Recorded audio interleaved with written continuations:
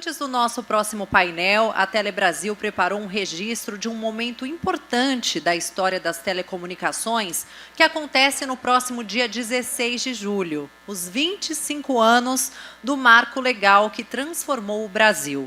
Por gentileza, produção, pode soltar o vídeo.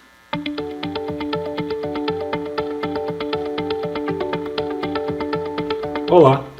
Este ano estamos completando 25 anos da Lei Geral de Telecomunicações, que modernizou, inovou e permitiu construir um dos maiores mercados de telecomunicações do mundo. Para contar essa história, convidamos pessoas importantes que deram suas contribuições relevantes para essa jornada. Vamos assistir. Eu quero aproveitar a oportunidade para cumprimentar todos aqueles que trabalharam, que trabalham no sistema de comunicações do Brasil. É graças a eles que nós tivemos inovação. Quer dizer, nós pegamos um setor que era quase nada e transformando no que é hoje. Quer dizer, isso é parte do Brasil moderno, o Brasil que dinamiza, porque tem telecomunicações. Acho que esse é um bom exemplo de que o trabalho, quando a gente persiste nele, quando a ideia é boa, dá certo. A questão de acreditar aí em frente não foi fácil. Foi muita oposição, muita gritaria, e o Sérgio Mota foi um colosso, ele era secretário municipal de telecomunicações. Mesmo antes, ele batalhava muito por ter um serviço de telecomunicações moderno e independente, autônomo, e que propiciasse, na verdade, o que nós temos hoje, um sistema que funciona. Eu aproveito a oportunidade para mandar um abraço ao Juarez Quadros, que ele foi essencial naquela etapa que nós estávamos montando o sistema de telecomunicações. Eu apoiei, claro que o abraço eu estendo a todos aqueles que trabalham nesse sistema do Brasil, mas em especial àqueles que foram seus iniciadores. Olá, amigos da Telebrasil. Participar do registro de 25 anos da Lei Geral de Telecomunicações, para mim, é uma satisfação. De antemão, destaco a observação de Walter Isaacson no livro A Decodificadora.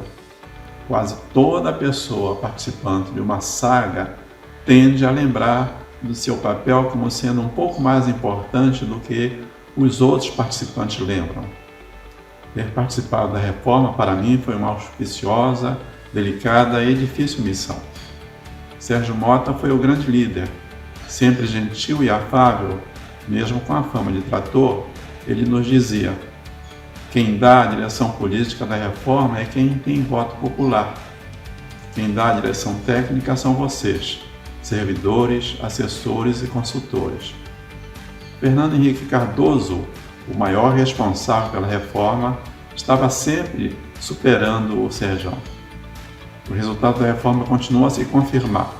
Transformaram um grande e elogiável setor estatal em outorgas à iniciativa privada, que o conduz com competição, dinamismo, inovação e altos investimentos.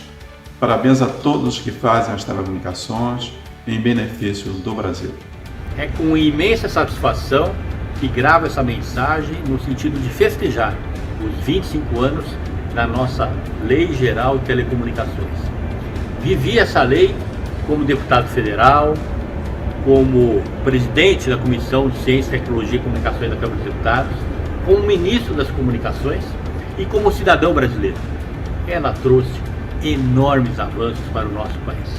E agora, passado 25 anos, é mais do que o momento adequado de que nós possamos refletir sobre avanços, com aperfeiçoamentos dessa lei ou com uma nova legislação que possa ser discutida no Congresso Nacional e dessa maneira continuarmos contribuindo através da tecnologia, através das comunicações, para o desenvolvimento do nosso país. Primeiramente, eu gostaria de agradecer o convite para fazer esse depoimento e parabenizar os organizadores e as pessoas presentes a este painel Telebrasil, que aliás ocorre no momento que estamos completando 25 anos da Lei Geral de Telecomunicações. A Lei Geral, com certeza, trouxe naquele momento os caminhos e oportunidades para a modernização do nosso setor de telecomunicações. Cada momento tem seus desafios e creio que a Lei Geral sempre esteve à altura das complexidades pensadas para as telecomunicações brasileiras. O avanço do mundo digital através da internet, a multiplicação de serviços, a necessidade de ampliação de uma infraestrutura moderna para revolucionar a nossa economia, aumentar a nossa produtividade e incluir mais pessoas nos ganhos tecnológicos serão com certeza os maiores desafios para os próximos 25 anos. Creio que a experiência da Lei Geral de Telecomunicações tem muito a contribuir com isso. Bom painel a todos e muito obrigado. Com a desestatização do setor de telecomunicações e a promulgação da LGT, estabeleceu-se um conjunto de inovações institucionais muito importante para balizar o novo marco regulatório do setor de telecomunicações. E a LGT foi o principal pilar para o desenvolvimento das telecomunicações brasileiras desde então. Não obstante o seu caráter vanguardista, alguns aprimoramentos legais foram necessários, tais como aqueles que decorreram da Lei 13.879, principal reforma microeconômica do setor de telecomunicações desde então. Mas isso sem prejuízo da preservação do aspecto principiológico da LGT. Aliás, essa visão principiológica ela deve ser ressaltada na medida que a dinamicidade tecnológica que permeia o setor de telecomunicações ela é intensa e dinâmica.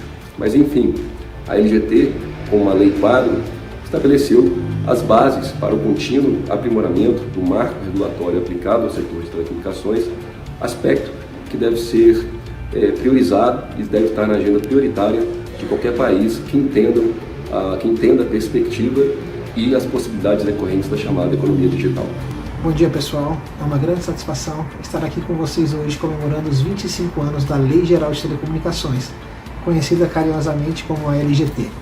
A LGT foi um marco histórico no Brasil, justamente porque permitiu a privatização do sistema Telebrás no final dos anos 90 e também pela criação da Anatel, a Agência Nacional de Telecomunicações, criada justamente para regular o mercado privado que ali surgia. E os efeitos da Lei Geral de Telecomunicações foram muito positivos para a sociedade brasileira. Por meio dessa reestruturação do setor de telecomunicações, foi possível hoje termos milhares de provedores de banda larga, um mercado de telefonia celular na ponta da tecnologia, um mercado competitivo que vai oferecer agora o 5G, mas que oferece o 4G, o 3G, o 2G em praticamente todo o território nacional. Todas as cidades brasileiras hoje têm cobertura celular e agora estamos enfrentando o desafio de levar para as localidades. Enfim, é um sucesso a LGT, é um sucesso o resultado que ela trouxe para a sociedade brasileira e que é uma grande satisfação estar aqui junto com todos vocês hoje comemorando o sucesso dessa revolução que aconteceu no Brasil há 25 anos atrás. Obrigado a todos que participaram desse processo e nós aqui da Anatel que hoje seguimos o legado daqueles pais fundadores que criaram a LGT e que implementaram ela, nossa satisfação e nosso agradecimento. Obrigado.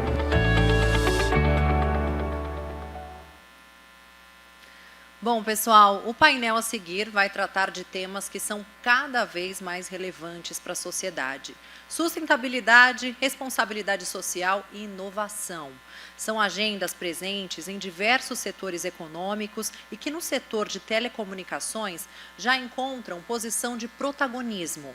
Os dados são evidentes. Segundo o relatório recém-publicado pela Ericsson, o setor das TICs contribui com 1,4% do total de emissões globais de carbono e tem o potencial de habilitar 15% de reduções em outros setores da indústria até o final de 2030 por meio da digitalização.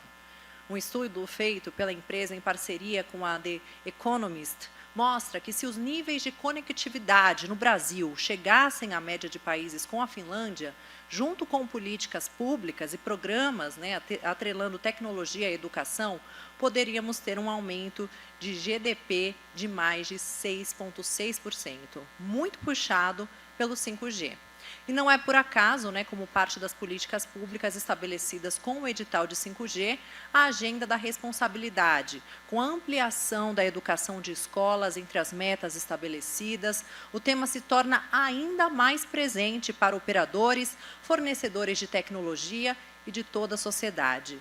A mesa a discutir estes temas será coordenada pela jornalista Marta Beck, da agência Bloomberg. Peço a Marta, então, que venha ao palco, por gentileza.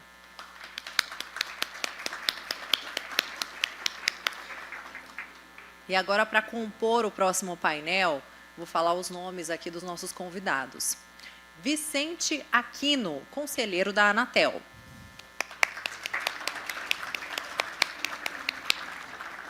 Cristiane Castilho, CEO da Mega Edu.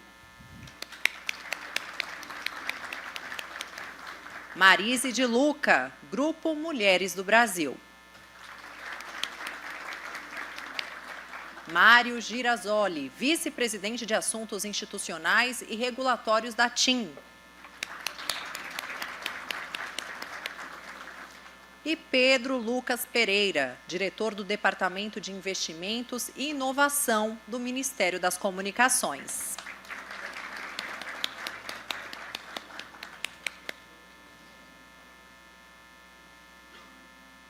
Lembramos que, ao final deste painel, teremos um coquetel oferecido pela Telebrasil a todos os participantes. Marta, o painel está sob o seu comando. Um ótimo trabalho a todos. Boa tarde, me ouvem? Bom, boa tarde. Muito obrigada por terem ficado aqui até o final conosco. O nosso assunto certamente é o que toca mais no coração, né, da gente. 3 palavras, né, 3 expressões: sustentabilidade, responsabilidade social e inovação. São 3 palavras que remetem imediatamente, eu acho, à agenda ESG, e uma agenda que se torna cada vez mais importante, mais relevante para as empresas, e eu acho que no setor de telecom ela é ainda maior. Ela tem um contorno maior, porque, na verdade, você é um setor que consome uma quantidade grande de energia, que precisa, num mundo em que a gente está discutindo como anular esses efeitos, que o serviço de conectividade, na verdade, não é apenas... Não é um serviço como outro qualquer, né? A conectividade ela tem a capacidade de mudar vidas, de reduzir desigualdades, ela afeta a gente no dia a dia. Então, dentro dessa agenda ESG, a primeira coisa que me remeteu foi a educação. Aí eu fui fazer uma pesquisa e parei ali na página da Mega Edu. E ali eu vi 3 dados que eu achei que valia a pena citar aqui, porque me chamaram muita atenção. Uma em cada 5 escolas públicas no Brasil não tem acesso à internet. Das que têm, só 9% têm acesso à internet com velocidade capaz de ser usada para uso pedagógico. E 87% dos professores acham imprescindível que haja internet no processo educativo. Quer dizer, Wi-Fi, acesso à internet, velocidade. Uma coisa que para muita gente é trivial, é simples, só que não é a realidade de muita gente no Brasil. Então, esse é um desafio que a gente tem pela frente. Então, eu gostaria de começar com a Cristiane. Eu adotei minhas perguntas porque eu sou, né, analógica. E aí, eu vi que vocês têm um estudo sobre conectividade nas escolas. Eu queria que você falasse um pouco sobre o que tem nesse estudo e quais são os desafios, né, para a gente superar essa barreira da conectividade, das dificuldades que a gente tem hoje no Brasil. Olá, boa tarde a todos. É um prazer estar nesse momento aqui tão qualificado, nesse debate, né, com representantes da indústria, de quem realmente está levando a internet para todo o Brasil. Acho que você trouxe dados super relevantes para a gente começar a entender, né, o que está acontecendo hoje quando a gente olha para as escolas públicas. E talvez o primeiro ponto importante, quando a gente fala, né, e a gente olha os dados oficiais do Censo Escolar de 2021, que mostram que 30 mil escolas não têm acesso à internet, é a gente entender que, hoje, o que a gente fez com o estudo foi olhar para o entorno dessa escola. E o que a gente viu é que, nesse caso, tem uma correlação muito alta com regiões onde não há uma oferta de banda larga fixa. Então, a gente começa a entender que falar sobre conexão de escolas também é falar sobre conexão do entorno, é falar sobre a conexão da comunidade. E aí é onde a gente para no dia de hoje, né, numa discussão de telecomunicações. Não é só uma discussão educacional, não é uma discussão só do setor educacional, é uma discussão de país, de como a gente leva a internet para aquele território. Acho que um pouco da nossa visão é esse lugar de você entender que a escola, muitas vezes, ela é aquele primeiro ponto de uma comunidade, porque normalmente ela está localizada em uma região onde tem mais domicílios ao redor, que se a gente conecta a escola, na verdade, o que a gente está fazendo é levar aquela oferta para toda a região que está ao redor. Então, acho que esse é um primeiro ponto para a gente começar a entender como é que a gente faz para realmente conectar todas as escolas. Uma parte delas está em regiões onde a gente precisa discutir como a gente faz para expandir a infraestrutura de telecomunicações para aquela região e como a gente conecta a escola pensando em conectar todo o entorno. Então, acho que esse é um primeiro ponto para a gente pensar. Sobre esse desafio, né, em relação à velocidade que chega na escola, eu acho que aí realmente a gente tem que olhar para esse dado com mais atenção, né? A gente está falando de escolas que têm 5 mega, 10 mega de internet. Será que dá para a gente considerar conectada uma escola que tem esse nível de conexão? Então, a gente vai precisar entender o que está acontecendo, né? Que tipo de tecnologia está atendendo aquela escola, por que muitas vezes aquele diretor não teve condições de contratar a internet da maneira correta, né? O que está ali naquele entorno, para a gente olhar também para esse grupo. Então, além de expandir o acesso, a gente precisa garantir que a internet que chega é uma internet que dá conta do aluno aprender. E aí tem vários, né? A gente tem um trabalho de apoiar diretamente tanto os diretores de escolas públicas quanto as secretarias de educação, e a gente começa a ir para a escola, entender o que está acontecendo lá na ponta, né? O que está acontecendo na escola. Tem uma série de desafios. Muitas vezes a gente fala, né, sobre um estado da arte, de tecnologia, de fazer um laboratório de robótica, mas, gente, na escola pública, a gente tem que lembrar que, muitas vezes, a gente está falando de aluno de nível socioeconômico muito baixo.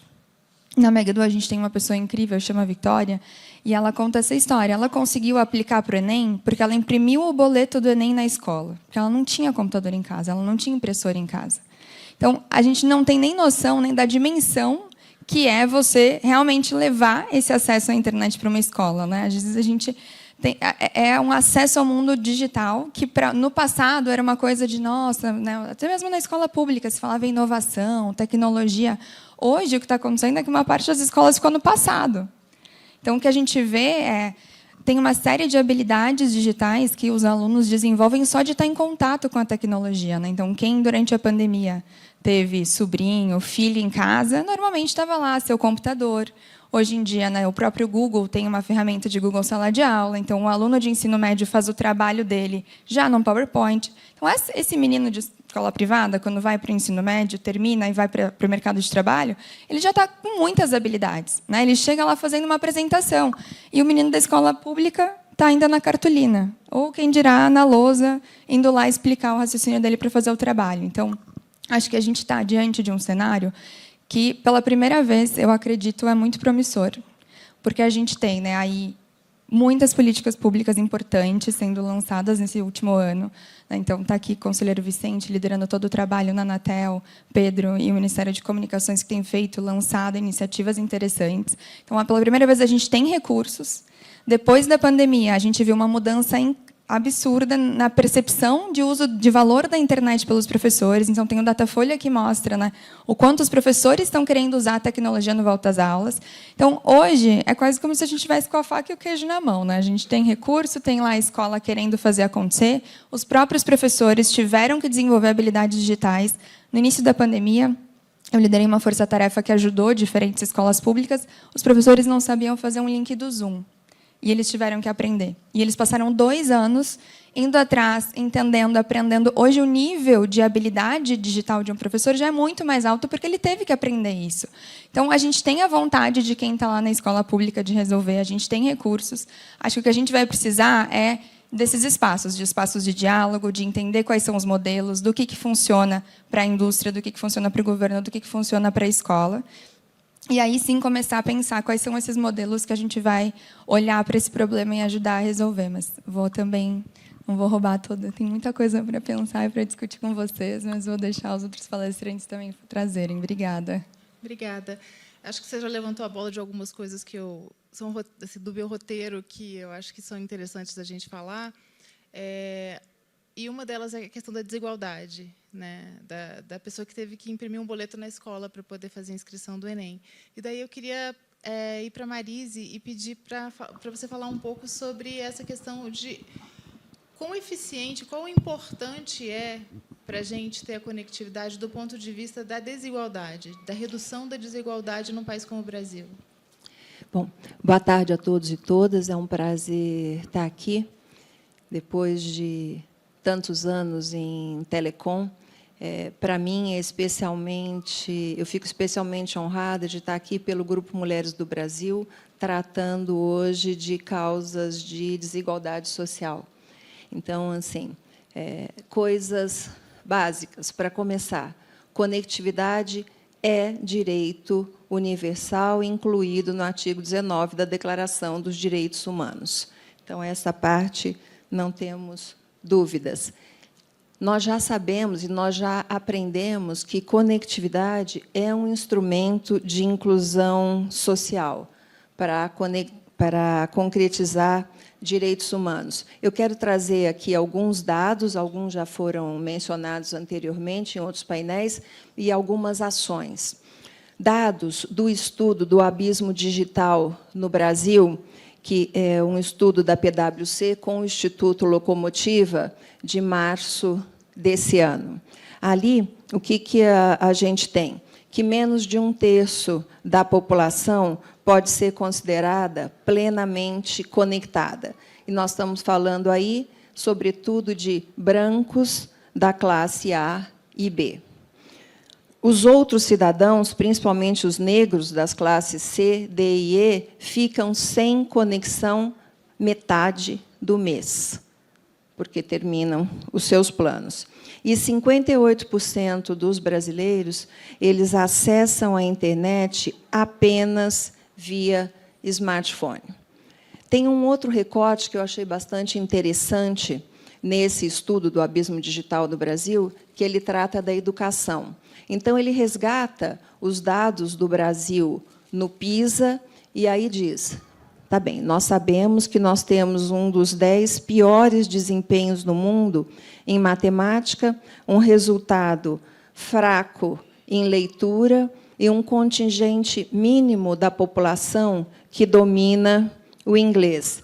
Qual é a consequência disso? Com deficiência de interpretação de texto e de raciocínio lógico, esses alunos, que são alunos do que a Cristiane estava falando, os alunos da escola pública, eles têm dificuldades em adquirir habilidades no seu letramento digital. E vamos lembrar que, quando a gente fala de letramento digital, isso também já foi dito aqui, a gente está falando de criação de mão de obra e a gente está falando de criação de consumidores. Porque também não dá para a gente imaginar consumidores desconectados. Bom, nesse estudo, o Brasil ocupa a posição... Aí tem um índice da The Economist, que é um índice que ele chama The Inclusive Internet, 2021. O Brasil ocupa a posição 80 entre 120 países nesse ranking de alfabetização digital. Então, o que mede esse indicador? Nível de competência para o uso da internet. Por exemplo, capacidade de leitura para ler notícias na web. Desse mesmo índice, entre os países da América Latina, entre os 20 países da América Latina, o Brasil ocupa o 16º lugar. Então, aqui, o que a gente conclui? Que a gente tem que eliminar gaps de infraestrutura, porque é isso, os gaps da conectividade. A gente tem deficiência de acesso a dispositivos e a gente tem que tratar do sistema educacional.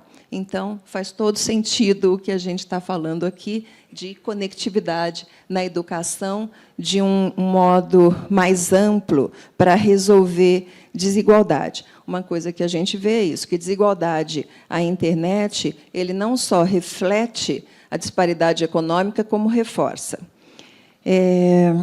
Bom, vamos lá.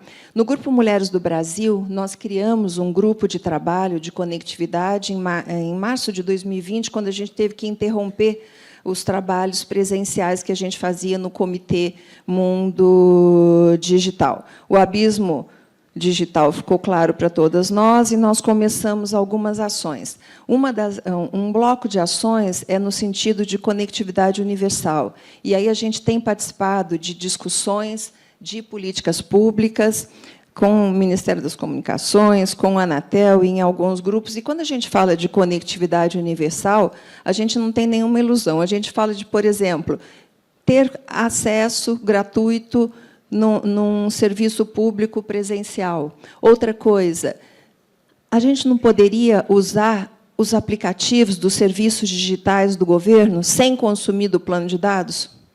Porque isso é universalização também. Outro exemplo de inclusão e inovação que a gente também aprendeu e tem tentado ajudar no Grupo Mulheres do Brasil são os provedores comunitários, as redes comunitárias. Aqui a gente vê, então, são redes que vão fornecer acesso naquelas regiões que muitas vezes não têm atratividade econômica, mas ali elas são criadas e geridas pelas comunidades. E aqui tem um recorte bem legal para a gente, que tem grupos de mulheres criando essas infraestruturas e dando aula para criar essas infraestruturas, inclusive entra na nossa causa. E aí uma das discussões que a gente tem participado e que a gente pergunta é assim: será que esses provedores comunitários eles não poderiam integrar o ecossistema do Wi-Fi Brasil? Ali como no sentido da universalização. Na parte de conectividade na educação, a gente já fez algumas coisas juntas aqui. Existe um grupo onde estão os ministérios, está a Anatel, estão os provedores. Então, criamos o mapa da conectividade nas escolas, o guia de conectividade nas escolas. E nós vamos também... essa semana, a gente solta um documento com a velocidade necessária para as escolas para poderem fazer uso pedagógico da internet. E o Grupo Mulheres do Brasil também começa um projeto na educação para ser levado para todos os municípios. A gente vai fazer um piloto no município de Taboão da Serra, na rede municipal, que tem 60 escolas. E esse projeto ele tem 3 pilares. Um, de infraestrutura, conectividade e acessibilidade. O segundo, de discutir com os conselhos escolares municipais. E o terceiro, de formação de professores. Ou seja, a gente quer trazer conectividade no ambiente escolar para que a escola seja um hub de conexão naquela comunidade onde ela está inserida. A gente tem, então, um diagnóstico e sugestões. E aí, com essas falas iniciais, eu queria passar para você, Vicente, e pedir para você falar um pouco sobre a esperança que a chegada do 5G ao Brasil traz para isso, considerando que tem um grupo de trabalho da Anatel que está acompanhando esses projetos de conectividade nas escolas públicas. Qual é a mensagem que se pode passar? Uma mensagem de esperança, de que esse cenário vai mudar mais rapidamente? O que a gente pode dizer nesse momento? Bom dia, aliás, boa tarde a todos e a todas. Alegria imensa estar hoje aqui dialogando com vocês todos. Agradecer o convite feito pelo meu querido Marcos Ferrari, de hoje estar aqui dialogando, discutindo, debatendo, falando de 5G, falando de conectividade em escolas. E cumprimentar toda essa turma que está aqui nessa seleta mesa aqui comigo, a Cristiane, da Mega Edu, o meu querido Girassoli, da TIM, a Marisa de Luca, Grupo de Mulheres, e o Pedro Dominicon, e também do GAP, né, Pedro? Está lá conosco no GAP e levando discussões, debate acerca de conectividade nas escolas.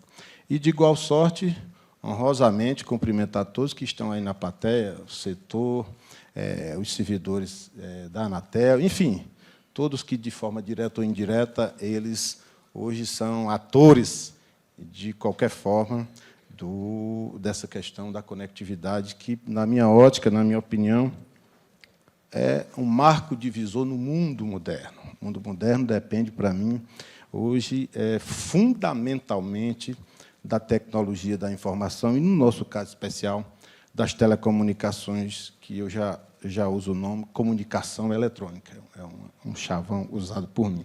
Mas, pois bem, o que é que eu posso dizer, que contribuição nós podemos trazer aqui hoje, no dia de hoje, acerca de 5G, como você coloca no início, acerca do que a Anatel, o Minicom, o Ministério da Educação, as operadoras, as prestadoras, um todo, está debatendo em conectividade, na nossa ótica particular, né, Pedro, em escolas no Brasil, e eu posso dizer, eu diria, na minha passagem pela Anatel, que tenho algum tempo ainda, pouco mais de 3 anos, perto de 4 ainda, eu diria assim, para mim mesmo, eu teria 2 sonhos a realizar, talvez eu não consiga, mas dar andamento a eles nesse período que me resta na Anatel acerca de telecomunicações no Brasil.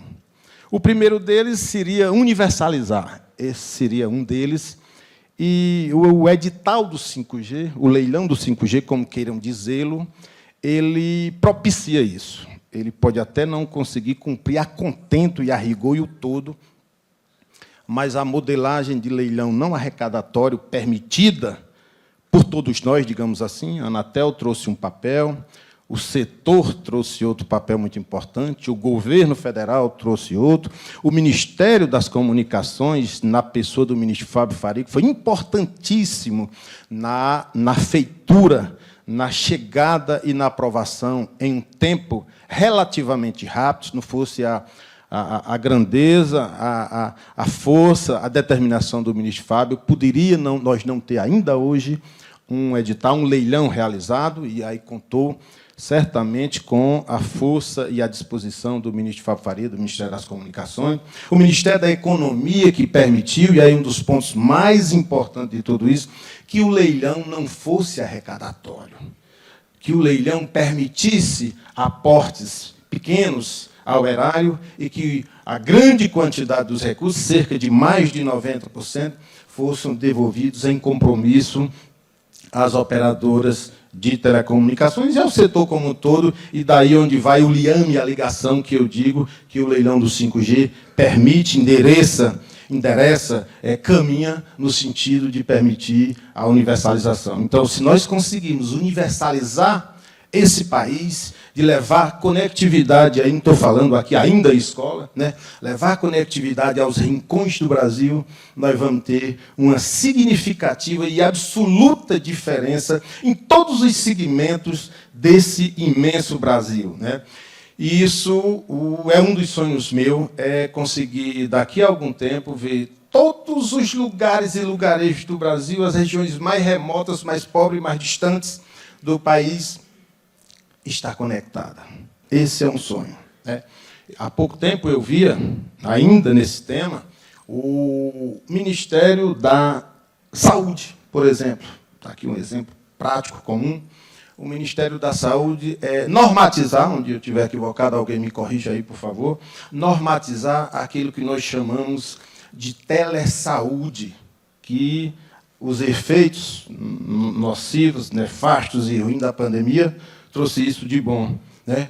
Telesaúde. O Ministério baixou, salvo engano, normatização foi uma portaria, não me recordo bem, o ato normativo, mas parece que foi, e dizendo que, a partir daquela data, o Sistema Único de Saúde, né, vai deixar... criou-se ali o programa no SUS do telesaúde a levar essa modelagem às regiões mais remotas, olha só o termo, e eu faço questão de aspiar, só para destacar, mais remotas do Brasil. Vejam os senhores e as senhoras que levar telesaúde às regiões mais remotas do Brasil impõe dizer que precisa indispensavelmente de uma coisa chamada conectividade. Nós vamos precisar de conectividade. Nós temos hoje na Anatel um instrumento chamado PERT, da qual eu tenho a honra de ser relator, que vai diagnosticar, que vai ter um retrato, uma fotografia, uma ressonância, enfim, qualquer coisa que a semântica aqui possa acompanhar, desde a radiografia, raio-x, até a ressonância, que talvez seja a coisa mais moderna que existe hoje no tema, já que nós estamos falando um pouquinho aqui de saúde, né?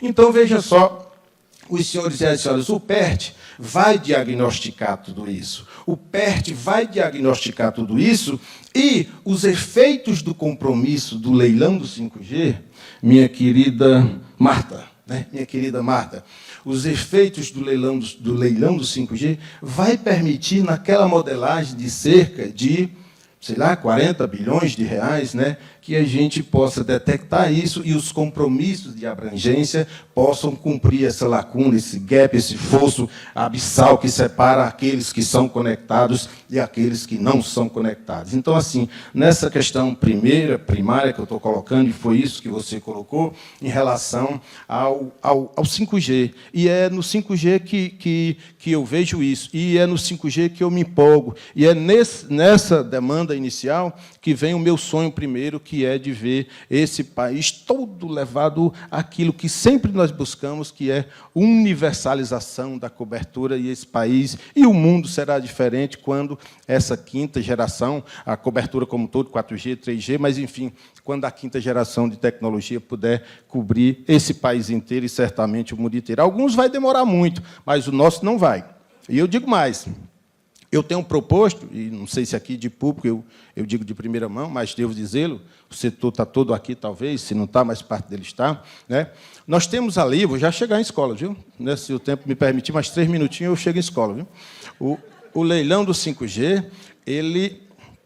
ele permite, sim, que nós possamos, de 2022 a talvez 2029, se eu não estiver equivocado aí, levar os compromissos de abrangência. O leilão não é arrecadatório, para mim, num ponto, ele é página virada, porque foi um sucesso absoluto. Agora, precisa que nós venhamos a abrir uma outra página tão importante quanto, que é levar na Anatel, eu estou propondo isso lá, ainda aí em fase embrionária, que nós possamos levar agora a política de incentivo a esse mesmo leilão do 5G, a esses compromissos que 2022 a 2029 serão cumpridos, que nós possamos, Pedro, antecipar esses compromissos. Para quando? Para 2028, para 2027, para 2026, para 2025. Imagina só se nós dermos aos atores que vão levar essa cobertura, mas antecipar em 5 anos como política de incentivo, como foi política de incentivo o leilão da quinta geração de tecnologia. Então, essas são propostas que eu vou fazer, que tenho discutido no âmbito interno da Anatel e que tem tido, sim, receptividade dos nossos pares, de todos aqueles que a gente dialoga. É claro que não há ainda uma proposta ainda formal, escrita, mas já há discussão. Eu tenho proposto isso e vou levar adiante a forma de nós anteciparmos 7 anos, é isso? É muito tempo em matéria de telecomunicações. Mas, enfim, eu tinha muito a falar sobre isso, mas o tempo não vai me permitir. Então, eu já ia te interromper, porque daí agora eu quero fazer uma pergunta para outra pessoa que está então aqui. Eu vou te devolver a palavra, e numa rodada seguinte, aí eu falo da parte de conectividade na escola. Eu agradeço a atenção e peço perdão, esse tema realmente é fascinante para mim. Devolvo a palavra. Não, eu diante dessa proposta que está colocada e que empolga, porque é isso que a gente quer mesmo, né? Que chegue logo a conectividade. Eu queria perguntar para o Mário, então, se isso é possível, como que vocês recebem essa possibilidade, concebem essa ideia, e do ponto de vista da TIM, o que é prioridade na agenda ESG? Quão importante é essa agenda para a empresa hoje? Boa tarde a todos. Obrigado pela pergunta. Na verdade, eu queria pegar o gancho do desafio ambicioso que colocou a doutora Marise. Aqui estamos falando de tentar criar um equilíbrio entre uma economia, um setor que é uma economia de mercado, que é uma economia de setor privado, com o que hoje estamos definindo, com toda razão, direitos humanos. Este equilíbrio é o maior desafio, talvez, que hoje as democracias, talvez não só as democracias, têm. É um equilíbrio que se consegue gerenciar só elevando o diálogo entre Estado e mercado, que é a única coisa. É por isso que, depois da fala do conselheiro, presidente do GAP, conselheiro Vicente Aquino, nós hoje nos sentimos muito representados pelo GAP, porque pela primeira vez existe um lugar estruturado onde este diálogo sobre uma questão tão crucial entre Estado e mercado existe, em função de um mecanismo licitatório de bens econômicos, como as frequências, que mais a gente, hoje foi dito várias vezes, é considerado, mais nós rodamos o mundo, mais esse mecanismo brasileiro é considerado realmente um marco. Então, como é que uma empresa, do outro lado, vê isso aqui? Tem vários mecanismos, como uma empresa de telecom, que é um serviço privado, mas de interesse coletivo, sempre gera o valor, como podemos dizer, que depois se transforma em valor para a sociedade, pelos objetivos que estamos falando. O primeiro é por meio do seu negócio. Quando uma empresa, agora, nesse caso eu falo para a TIM, se compromete, declara, além de qualquer obrigação, que até o mês de 2023 nós teremos presença e cobertura 4G em todos os municípios brasileiros, isso gera, evidentemente, uma consequência, que é a consequência que a cidadania naqueles municípios terá a possibilidade de se expressar de forma maior de quanto pudesse ser antes. Isso leva um tempo, porque o tempo do investimento, evidentemente, tem que ter em consideração também as questões do equilíbrio econômico das empresas, mas a gente chegará lá, a TIM chegará lá, todas as outras empresas chegarão lá, e, como foi falado hoje pelo nosso próprio presidente Alberto Griselli, nós começamos a perceber que talvez o ciclo do 5G possa ser até mais rápido, não? E isso aqui é uma grande, pelo potencial do 5G, é uma grande, como devo dizer, uma grande promessa. Depois, tem questões que acontecem meio como consequências. Cristiano, você colocou uma coisa muito interessante. O que está acontecendo, o que está acontecendo no agro, um pouco que você descreveu. Ou seja, nós hoje temos, por exemplo, grandes fazendas no Brasil, são grandes entidades econômicas que estão pedindo conectividade, mas uma vez que a gente chega com a conectividade nesta grande entidade econômica, todo o redor daquela área rural se beneficia. Aí se beneficia a escola, se beneficia digamos, o distrito onde estão os trabalhadores da fazenda. Então, é uma segunda forma, é uma forma indireta, mas que está acontecendo. Então, é algo que, de alguma forma, o mercado proporciona.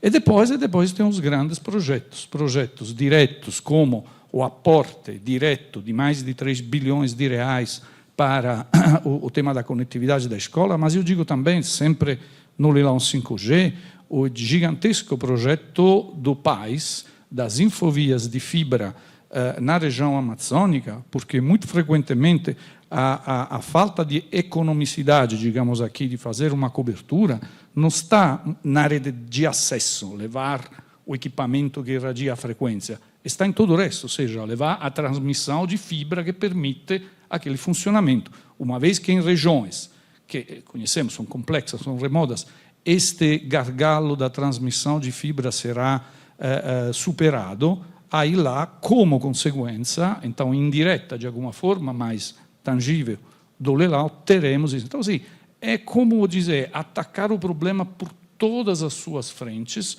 Eu acho que estamos tendo, como eu falei no começo, um diálogo entre Estado e mercado nesse sentido muito franco. Os recursos foram colocados, também o esforço de nós, como executivos, dentro de um fórum integrado. Eu acho que isso aqui, no médio e longo prazo, vai dar relevantíssimas consequências. O que é preciso evitar é fazer, sei lá, 10 diagnósticos, 10 políticas, 10 objetivos, fragmentar muito esta inteligência. A inteligência, quanto mais concentrada, melhor. Eu costumo dizer, a solução é digital, mas o pensamento é analógico, não? Então, o pensamento precisa ter uma sua, como devo dizer, coerência, talvez, me deixe esta palavra, antiga. Depois, as soluções serão os mais eficientes possíveis, mas temos que ter a capacidade de pensar isso aqui de forma conjunta. Eu acho que o caminho que está sendo feito para uma empresa como a TIM, nesse momento, está perfeitamente em linha com as suas aspirações.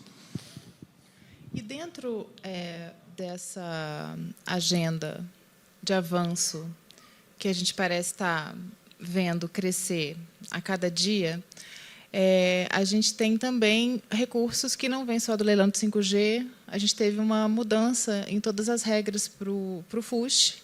E aí eu queria pedir para você, Pedro, falar um pouco sobre isso, porque assim, eu sou uma repórter de macroeconomia. Desde que eu me entendo por gente, eu escrevo matérias dizendo que o dinheiro do FUST foi usado para o governo fechar as contas. Era sempre para fazer o superávit, ou então para zerar o déficit, ou evitar um déficit maior. Isso vai mudar? O que vai acontecer a partir de agora? Obrigado, Marta, pela pergunta. Aproveito a oportunidade para agradecer o convite para participar aqui do evento, representando o Ministério das Comunicações. É sempre uma oportunidade bastante... os debates são sempre bastante consequentes, né? Ao contrário de outros eventos, a gente realmente, por conta do histórico dos eventos realizados do painel Telebrasil, a gente sabe que aqui surgem vários insights de políticas públicas. O conselheiro Vicente acabou de dar um exemplo, também a intervenção do Mário e das outras colegas. A gente já tem várias ideias. Sim, fico feliz em saber, então, Marta, que você acompanhava exatamente a agenda macroeconômica. Então, sempre tem aí um trade-off, né, entre a aplicação dos fundos setoriais nas destinações às quais eles estão, de fato, destinados, endereçados, e tem um bem público maior, às vezes relacionado à estabilidade macroeconômica. Tem um debate bom a respeito disso, mas o fato é que, finalmente, a gente conseguiu realmente alterar, reformular o FUST, e, sim, a perspectiva é que a gente consiga aplicar os recursos ainda esse ano, né? Recentemente houve a primeira reunião do Conselho Gestor do FUST, e ficou claro para todos os que estavam presentes que o objetivo, todos têm muito claro qual é a finalidade maior do fundo, né? De gerar realmente um impacto, um retorno social. Eu diria assim, se a gente fosse dar tônica daquilo que durante a reunião foi tratado, era exatamente o objetivo, a finalidade, maximizar o retorno social, né? Está muito bem estabelecido na lei, no decreto do FUST, que o objetivo, a finalidade é promover o desenvolvimento econômico e social, estimular a conectividade, e para todo mundo tem bastante clareza e a percepção da importância da conectividade para avançar essa agenda de transformação digital no Brasil e desenvolvimento econômico e social.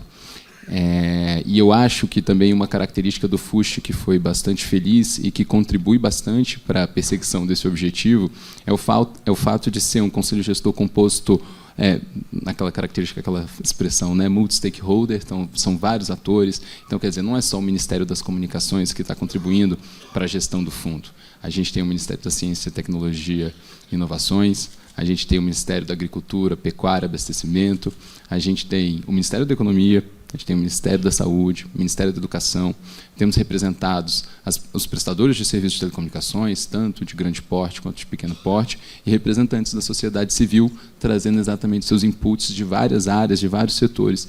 E essa diversidade, na minha opinião, na opinião do Ministério das Comunicações, é que traz uma amplitude de perspectiva a respeito de conectividade. E eu acho que isso vai contribuir, tende a gerar projetos, um leque de projetos também bastante diversos e que tende a endereçar diferentes necessidades da população brasileira.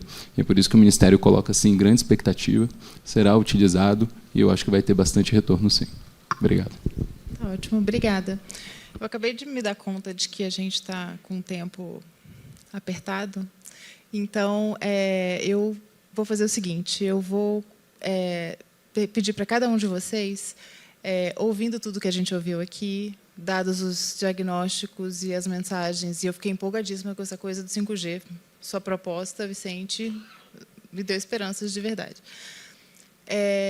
Uma palavra final, qual é a mensagem que eu acho que vocês acham que tem que ser dada e qual é a mensagem de esperança para que esse diagnóstico ruim que a gente viu aqui melhore? E aí, vou começar, então, com a Cristiane. Obrigada. Acho que a gente tem, né, refletido muito, analisado experiências passadas, outras políticas, o que foi feito, falado com as escolas. E eu acho que o que está mais nesse momento, assim, na minha cabeça, que eu acho que é importante a gente trazer para a discussão, é a primeira palavra desse painel, que é sustentabilidade. Eu realmente acredito que a gente não vai conectar as escolas em escala se a gente for falar de tentar fazer uma doação, tentar fazer isso via obrigação. Eu acho que a gente tem que pensar num jeito sustentável de levar a internet para essas escolas. Todos os anos, o Ministério da Educação repassa R$13 mil, mais ou menos, para quase 90 mil escolas, para que elas paguem pelo serviço. Então, a gente não está falando de um lugar em que a escola precisa receber essa internet de graça, né, ou por nenhuma obrigação ou doação. A gente precisa de diálogo, é sentar juntos, é desenhar um mecanismo que funcione para a indústria, que funcione para a escola, que funcione para o governo. Tem várias experiências diferentes de como fazer isso, né? Acabei de voltar essa semana de Petrolina, da inauguração do projeto piloto da RNP, em que a gente vê ali um desenho, né, junto com os provedores, de uma parceria público-privada, de poder explorar aquela estrutura da fibra. A gente pode discutir se é um modelo bom ou não é, quem que é responsável pela manutenção da fibra ou não, mas eu acho que a gente tem que começar a olhar para modelos sustentáveis de conexão dessas regiões, porque é isso que vai fazer a gente realmente chegar nessa universalização. Então, acho que é um convite para poder discutir juntos, né, e desenhar esses novos modelos de como a gente vai fazer para conseguir utilizar aí esses recursos da maneira mais eficiente e poder deixar realmente um legado que seja, né, um legado para todos e mudar, de fato, a realidade que a gente tem. Então, acho que sustentabilidade é uma palavra importante para o nosso diálogo daqui para frente. Ótimo, muito obrigada. Marise.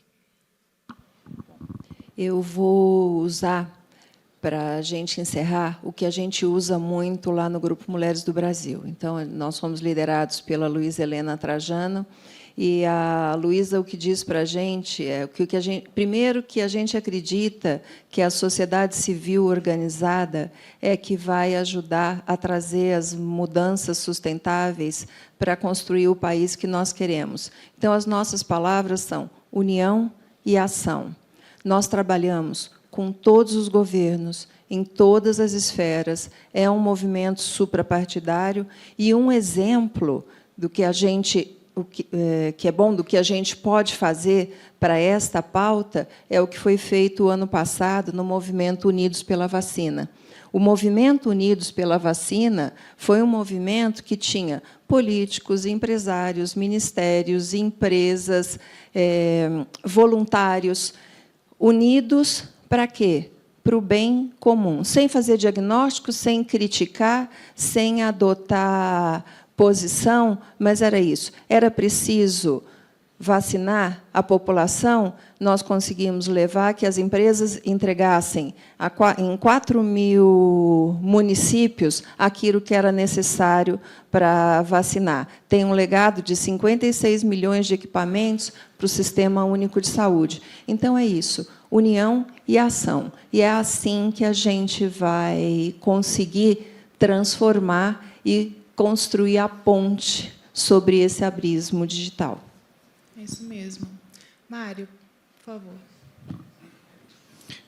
Deixa eu ser um pouquinho provocativo. Eu não acredito que o Brasil viva um abismo digital. Eu acredito que o Brasil talvez tenha que... Permita-me falar do Brasil, porque sou cidadão brasileiro também, apesar do sotaque. Tem que um pouco transformar uma grande... importante, justificata emoção em movimento de ambição. Ou seja, quando falo de ambição e de coragem, é exatamente o que eu senti de forma muito clara em uma recente e inesquecível viagem que fizemos, aqui coordenada pelo conselheiro Moisés Moreira, pela doutora Marina, na regiões amazônicas, junto com o apoio fundamental do Exército. A gente visitou escolas, hospitais de regiões lá no norte, daquela região aprendi que se chama Cabeça de Cachorro. Não? É uma região de 3 municípios cujo tamanho é o tamanho da Itália, não? Mas tem 100 mil habitantes. Imagina as complexidades de distâncias.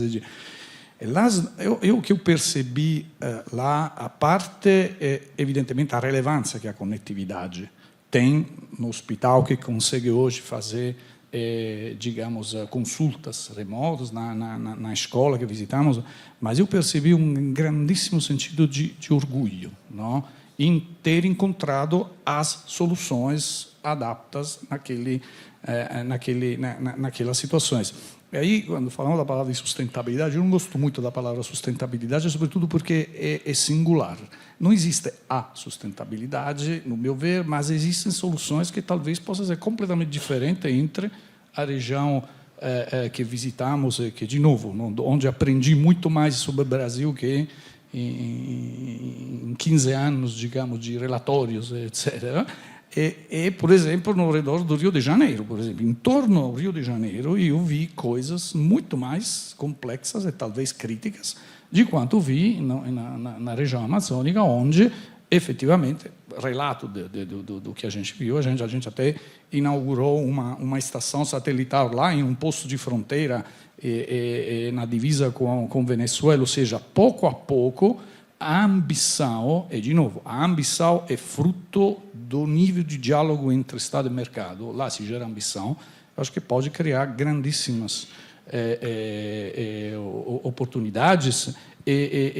Os lugares dessa ambição, nós começamos com GIRED, onde tivemos a ambição de fazer algo que nunca foi feito no mundo, ou seja, um handover entre TV digital e frequência 4G, que deu um certo extraordinário, um case mundial. E agora temos outros dois lugares onde exercitar esta ambição, que são o GAP e o GAISP. Eu acho que temos todos os instrumentos e os recursos, junto com as novas políticas, para que isso se torne realmente um futuro de sucesso.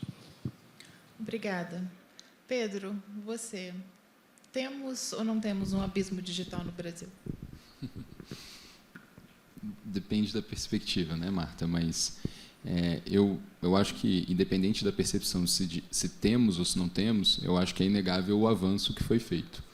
O avanço que foi feito e o avanço que já está contratado, né? O conselheiro Vicente foi bastante feliz na colocação dele em apontar os compromissos de investimento que já estão contratados nos próximos anos. Isso é uma questão de antecipar ou não, né, conselheiro? Aí cabe ao senhor levar a matéria de discussão do órgão regulador.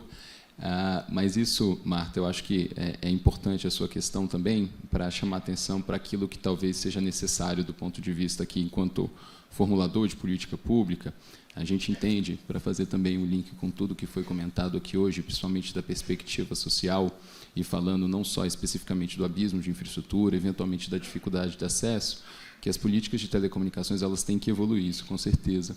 Elas têm que evoluir para lidar, enfrentar de maneira um pouco mais assertiva o desafio do efetivo acesso à internet. Como a Marisa comentou, eu acho que a gente já fez grandes avanços em termos da disponibilidade de infraestrutura, a disponibilidade do serviço, a expansão do serviço, já tem muita coisa contratada, como eu disse, mas esse é um lado importantíssimo e merece realmente toda a atenção do órgão regulador e do formulador de política pública, como aconteceu, é o lado da oferta, da inclusão digital. E a gente agora, exatamente por conta desses avanços, a gente tem que evoluir no sentido de observar, dar um pouco mais de atenção para o lado da demanda da inclusão digital, né? Então, existem limitações de renda, existem limitações de letramento digital, de competências digitais que impedem que a população brasileira, de fato, usufrua daquela conectividade que, pelo menos, aparentemente está disponível. Em termos de cobertura, a rede já os alcança. Agora, o serviço talvez não esteja diretamente disponível, seja porque é muito limitado ou é precário. E eu acho que as políticas de telecomunicações têm algum caminho a percorrer para a gente conseguir endereçar um pouco mais essa questão. É claro que a gente tem, por exemplo, o Wi-Fi Brasil, que já atua, de certa forma, nessa lacuna. A gente agora acaba de lançar o programa Internet Brasil, que também é um passo nessa direção, quando você está provendo conectividade direto para alunos de famílias vulneráveis, né? Aquelas famílias integrantes do cadastro único. E a gente acha também que com o FUST é uma oportunidade de avançar ainda mais nessa direção. Obrigada. Vicente? Marta, as considerações finais, é isso? Muito bem. Bom, eu teria muito a falar, né? Eu disse que tinha 2 sonhos, um era universalização, outro é conectividade em escola. Esse não vai dar tempo de falar sobre conectividade em escola. Porém, eu vou deixar uma mensagem final a pedido da nossa moderadora, né? Eu estudei no passado na cartilha do ABC. Acho que poucas pessoas aqui estudou, porque faz muito tempo, e aqui só tem jovem, né? Então, eu estudei na cartilha do ABC, né? E hoje, para mim, a cartilha do ABC mudou de nome. O nome dela chama-se hoje Inclusão Digital, Alfabetização Digital. Qual é a mensagem que eu deixo a pedido da minha querida moderadora? Olha, nós precisamos incluir digitalmente esse país para educar as pessoas. Aquele alfabeto que eu estudei no passado, da cartilha do ABC, ele não existe mais.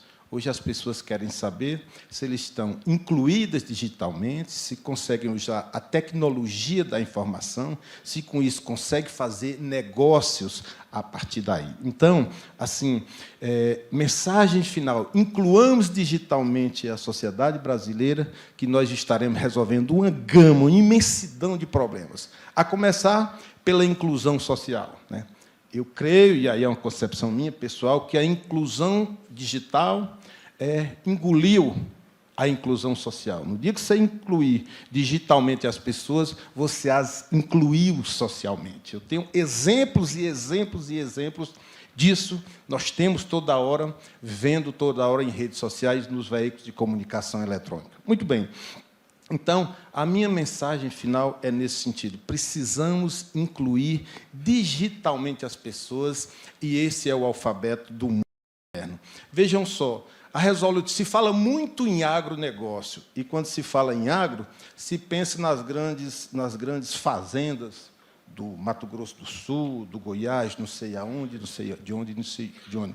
Quando se sabe que 70% daquilo ele vem do pequeno produtor que fomenta o agronegócio. O pequeno produtor vai precisar de ferramenta digital, de inclusão digital e de todos esses fatores que propiciam o alavancamento dos negócios. A educação no Brasil, a saúde, que eu falei há pouco, todos eles dependem e precisam fundamentalmente da cobertura, da universalização da informação, do acesso à banda larga de qualidade. Então, assim, sem delongar-me, porque vejo e deixo apenas um jargão aqui nesse final. Se o alfabeto do mundo moderno é a inclusão digital, que é a maior forma de inclusão social que nós podemos ter no Brasil. Então, devolvo a palavra à moderadora e agradeço a paciência das colocações que fiz.